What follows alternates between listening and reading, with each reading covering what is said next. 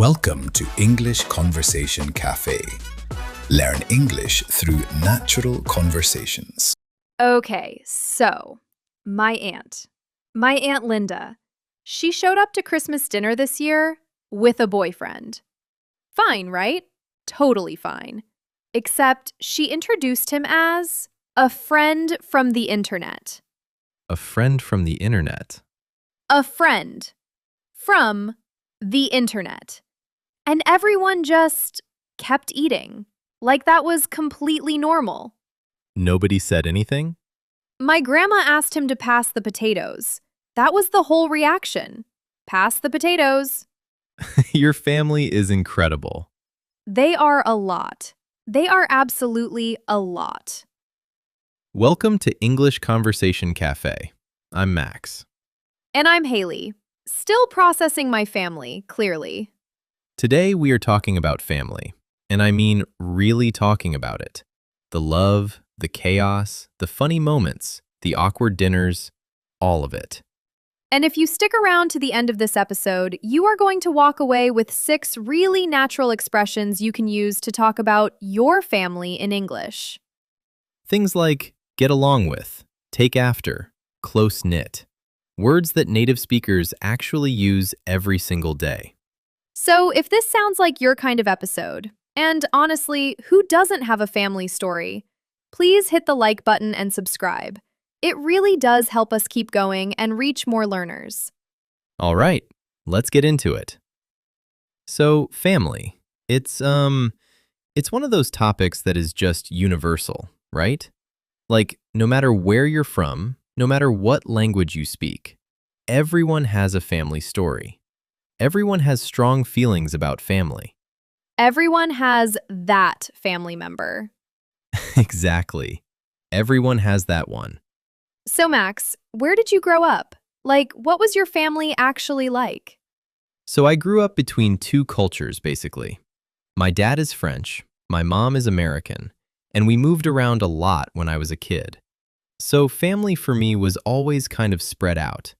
Different countries, different time zones, different languages at the dinner table. Oh, wow. So were you close with your extended family? Like grandparents, cousins? On my mom's side, yeah. We were pretty close-knit, actually. Like big Sunday dinners, everyone talking over each other, cousins running around. You know that kind of family? Oh, I know that kind of family. That is my entire family. Nobody waits for you to finish a sentence. Ever. Exactly. And on my dad's side, it was a bit more formal. Quieter dinners, very structured. Very different vibe from the American side. And you just grew up switching between both of those worlds? Yeah, it was a lot, honestly. But I think it made me really curious about how different families work. Like, how different cultures approach family. Who you eat with, how often you call, what you actually talk about. It is all so different. That is so interesting. My family is just loud. From day one. I grew up in a house with 3 siblings, 2 dogs, and a grandmother who watched telenovelas at full volume every single evening without fail. Full volume. Full volume. The neighbors knew every single plot twist, every villain reveal, everything. That is genuinely amazing. It was chaos, but like good chaos, you know? The kind where there is always someone to talk to, always something happening. I would not change it for anything. And that's the thing, right? A lot of people grow up thinking their family is the weird one. But then you talk to other people and you realize everyone's family is a little bit chaotic. Oh, 100%. There is no such thing as a normal family. Normal is just a setting on a washing machine. Did you just quote that? I don't know where I heard it, but it stuck. It is very true. So let's talk about family dynamics a little bit. Because I think one thing that's really useful for English learners is just how do you describe your relationship with your family members? Like, do you get along with your siblings? Yes and no. Like, now as adults, totally. But growing up, My brother drove me crazy. Yeah? What did he do? Oh, where do I even start? He used to eat my food. Like, specifically my food. I would put my name on things in the fridge, literally write my name on the container, and he would just ignore the label completely. Classic. Classic. And he was the youngest, so somehow he always got away with it. Oh, he's just a kid. He was 12. Your poor mom. She was exhausted. She used to say managing us was harder than any job she had ever had. And she worked in a hospital. That says everything. It really does. But yeah, we get along really well now. I think that happens a lot, right? Siblings who drove each other crazy as kids become really close as adults. Yeah, that is really common. I think there's something about growing up and realizing, oh, this person actually gets me in a way that nobody else really does, because they were there for everything. Exactly. My brother and I have the same references, the same childhood memories, the same inside jokes going back 20 years. Nobody else has that. And it's funny because, did you ever notice how much you and your brother are actually similar? He takes after my dad. And so do I, apparently. Like the same stubbornness, the same sense of humor, the same thing where we cannot just leave an argument alone. We have to get the last word. You take after your dad. Unfortunately, yes. My mom says it all the time. You are just like him. And I used to hate hearing that when I was a teenager. Now I kind of take it as a compliment. That is such a normal thing, though. Like the moment you realize, oh, I actually take after one of my parents way more than I thought. Has that happened to you? Definitely. I take after my mom in a lot of ways. The way I explain things, the patience, hopefully, the curiosity about other cultures and languages, the love of just sitting and having a long conversation. That is all her.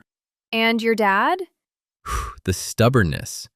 Also, unfortunately, the cheese obsession. The cheese obsession is very French of you. It really is. I have accepted it. I cannot fight who I am. So, siblings? Do you have any? I have a younger sister. We get along really well now, but, when we were teenagers, it was rough. Classic sibling stuff. Territory, privacy, that is my stuff. Stay out of my room. Oh, totally. The bedroom door with the keep out sign. Exactly that. I think I had about 3 different locks on my door at one point. 3. That is some serious dedication to privacy. She was relentless. But as adults, we are genuinely close. We talk a lot. We keep in touch even though we live in different countries now. It just takes a bit more intentional effort. That is so important, though. Keeping in touch when life gets busy and everyone is spread out. Because it does not just happen automatically. You have to actually make the effort. Right. And it is so easy to go weeks without calling and then suddenly realize, oh, I have not spoken to my sister in a month. How did that even happen? Especially when you have family in different time zones. You think about calling and then you do the math and, yeah, it is 2 in the morning for them. Maybe tomorrow. Exactly. The international family struggle is very real. Very real. But completely worth it. Okay, I want to do something fun right now. Uh-oh. No, it is going to be great. So, one of the most useful things for English learners, and honestly one of the most terrifying experiences for any human being, is the family dinner interrogation. Oh no. You know exactly what I mean. You show up to a family gathering and suddenly every relative has questions for you, and you have to answer them. In real English. Under pressure. With food in your mouth. This sounds like so much fun. So fun. Okay, I am going to be your nosy relative at the dinner table. You have to respond naturally, in English, the way a real person would. Ready? Fine. Wonderful! Max! Oh my goodness, it is so good to see you, sweetheart. You look thin. Are you eating enough? Yeah, I'm eating fine, thank you. Are you sure? You look thin. I made extra. Here, have more potatoes. I'm really okay, I promise. I'm putting more on your plate. Okay, so, big question. Are you seeing anyone special? There it is. Are you? Do you have a girlfriend? A special someone? Anyone at all? I'm focusing on work right now. Focusing on work. That's what they all say. Your cousin focused on work and now look. 3 kids, beautiful house. Just saying. You are so good at this. And one more. So, Max, when are you going to settle down? You are not getting any younger, you know. Okay. I give up. I fully and completely give up. I learned from the best. My actual family. They have been training me for this my whole life. Okay, but this is so real. Like, every single learner watching this, you will have this conversation at some point. Maybe with a partner's family, maybe at a work event, maybe at a holiday dinner somewhere unexpected. And the key is stay calm. Keep your answer short and then try to redirect. Like, Max handled it okay at first. He gave a short, honest answer and tried to change the subject. Keyword tried. You didn't really succeed. But the instinct was right. Short answer, stay relaxed, redirect. That is the move. And honestly, the nosy relative thing is not just an English-speaking family thing. Every culture has this version. So learners, you are absolutely not alone. Everyone everywhere is surviving the same dinner table questions. It is a universal human experience. We are truly all in this together. So we talked about growing up, siblings, family dynamics. I want to go somewhere a little more real for a second. Yeah, let's do it. Because I think when people talk about family, there's always this mix of feelings, right? It's not just my family is great or my family is difficult. It's usually both at the same time. And that can be really hard to express, especially in a second language. Oh, 100%. Like, the people who drive you the most crazy are usually the people you love the most. That is just how family works. And I think that's worth saying out loud, because a lot of English learners, especially people living abroad, far away from their family, carry that feeling around. You miss them, and they stress you out. Both things are completely true at the same time. Yeah, and keeping in touch when you're far away it is a whole thing. It is not as simple as just call them more. Right, because sometimes the calls are amazing. You hang up and you feel warm and connected. And sometimes you hang up and you need to go lie down for 20 minutes. That is so accurate. Love you, bye. Hangs up, stares at the ceiling. Every single time. But I think even with all the complicated stuff, most people, when they really sit with it, are grateful for their family. Even the chaotic ones. Even the ones with Aunt Linda bringing internet strangers to Christmas dinner. Especially those ones, actually. Because those are the stories you tell forever. Exactly. Nobody remembers the quiet, normal Christmas. You remember the year Aunt Linda showed up with Dave from the internet. His name was Dave? I genuinely do not know. We never actually got a name. He passed the potatoes, and that was it. That might be the greatest family story I have ever heard.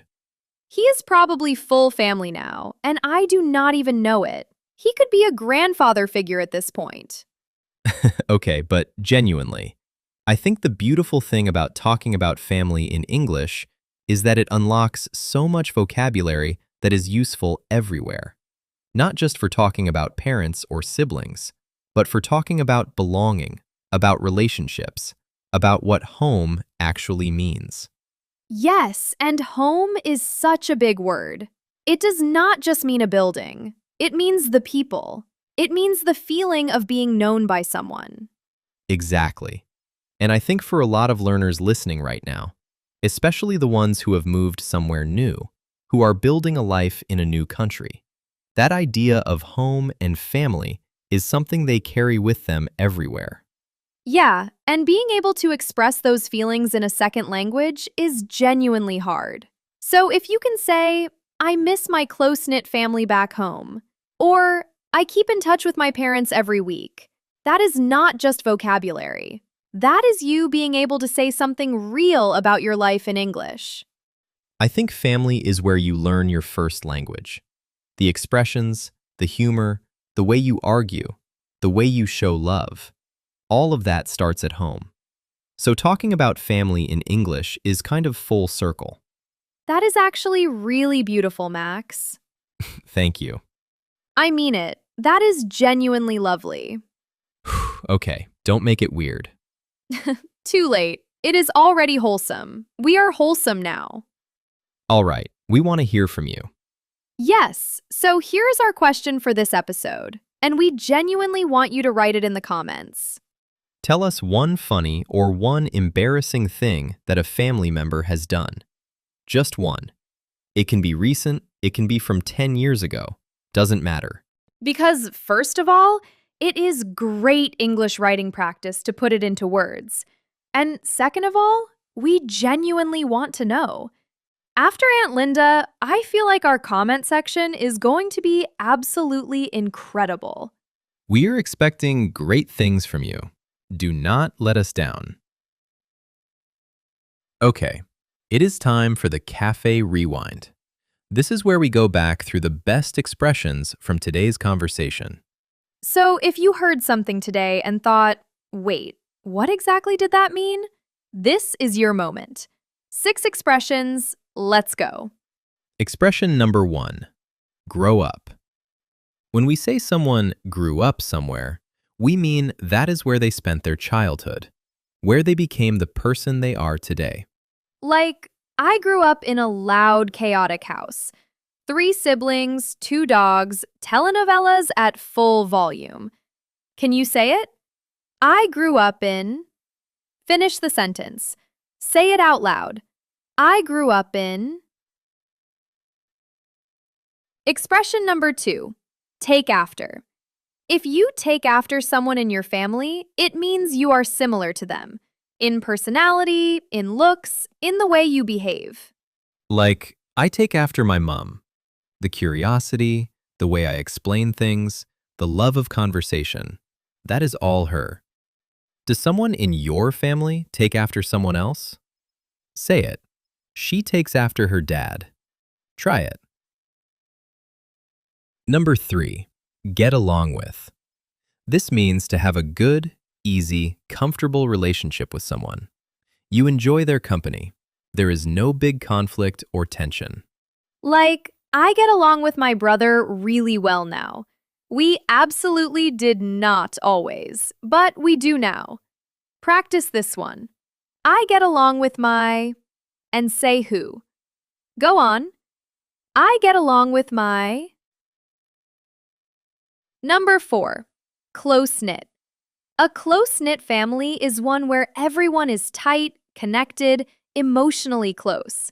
They support each other. They show up for each other. There is a strong sense of belonging.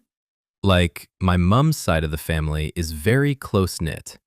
Big dinners, everyone together, no one left out. Is your family close-knit? Repeat it. We are a close-knit family. Or, we are not that close-knit. Either one works. Number 5, drive someone crazy. This does not mean actually crazy. It means someone is really annoying you, getting on your nerves, making it very hard to stay calm and patient. Like, my brother drove me crazy growing up. The food, the arguments, the stuff he borrowed and never returned. And honestly, I probably drove him crazy too. Can you say it? He drives me crazy. Try it. And number 6, keep in touch. To keep in touch means to stay connected with someone. Calls, messages, visits, even when life gets busy. even when you are far away from each other. Like, my sister and I keep in touch even though we live in different countries. It takes real effort, but it matters. Repeat it. We keep in touch. One more time. We keep in touch. All right, that is a wrap on episode 62 of English Conversation Cafe. Family episodes. We survived. We did. And hopefully somewhere out there, Dave from the internet is having a wonderful life. He passed the potatoes. He did his part. He really did. Okay, if you made it to the end of this episode, thank you. Genuinely. It means everything to us. And if you learned something today, even just one new expression, please hit the like button and subscribe. It is free, it takes 2 seconds, and it really does help us reach more learners all around the world. We will see you in the next one. Until then, take care of yourselves. And maybe call your family, or at least send them a message. Yeah, keep in touch. See what he did there? Could not resist. Thank you for listening. We hope today's conversation helped you understand real English better. Subscribe and join us for the next episode.